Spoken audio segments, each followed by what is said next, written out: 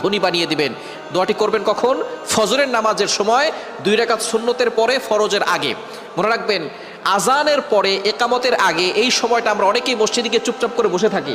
আপনি এই সময় আল্লাহর কাছে দোয়া করবেন। এই সময় দোয়া করলে আল্লাহ তাআলা সেই দোয়াটা কবুল করে নেন। আর দোয়া লা ইউরাদ্দু বাইনাল আযানি ওয়াল ইকামা, তিরমিজি শরীফের হাদিস, আবু দাউদ শরীফের হাদিস। আজান ও ইকামতের মাঝখানে দোয়া করলে সেই দোয়াটা কবুল ফিরিয়ে দেওয়া হয় না, সেই দোয়া কবুল করা হয়। আপনি যখনই যেই নামাজে মসজিদে যাবেন, আজান দিয়েছে, একামত হতে একটু দেরি হয়, আপনি সুন্নত পড়ে চুপচাপ বসে থাকবেন না, গল্প করবেন না, আপনি আল্লাহর কাছে দোয়া করবেন। আল্লাহ তাআলা আপনার সকল দোয়াগুলো কবুল করবেন। ফজরের সুন্নতের পরে আপনি ফরজের আগে মধ্যবর্তী সময় আপনি সুন্নত ঘরেও পড়তে পারেন। আজান দিয়েছে, আপনি একটু আগে উঠবেন, তাহাজ্জুদ নামাজ পড়বেন, অথবা আপনি তাহাজ্জুদ নামাজ পড়ে সুন্নত আজান দেওয়ার সাথে সাথে সুন্নতটা ঘরে পড়বেন। ঘরে পড়ে মসজিদ যদি কাছে হয় তাহলে ঘরে বসে আমল করতে পারবেন, অথবা আপনি চলতে ফিরতে আপনি আমলটা করতে পারবেন। দোয়াটি হচ্ছে লা ইলাহা ইল্লাল্লাহুল মালিকুল হাক্কুল মুবিন। এই দোয়াটা যদি আপনি পড়তে